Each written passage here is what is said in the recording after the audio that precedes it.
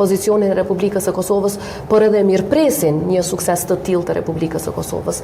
E dyta, nuk duhet të harrojmë një gjë. Njësoj si kur këto shtete evropiane, kur e marrin vendimin që e vlerësojnë interesin e tyre nacional, njësoj ka vepruar edhe Republika e Kosovës. Neve na duhet të kemi zë në tryezat ku merren vendime për çështje të rëndësishme ndërkombëtare, sepse siç e thonë të gjithë, kur nuk je pjesë e tryezës, je pjesë e menys. Kështu që është shumë më mirë që ne ta kemi zërin ton, prezencën ton, qëndrimin ton, jo vetëm për të mbrojtur interesat tona dhe për ta mbrojtur paqen e sigurinë në rajon, por edhe për të kontribuar, sepse 18 vite më parë pavarësia, 26 vite më parë liria, neve na erdhi me një përkrahje të jashtëzakonshme ndërkombëtare.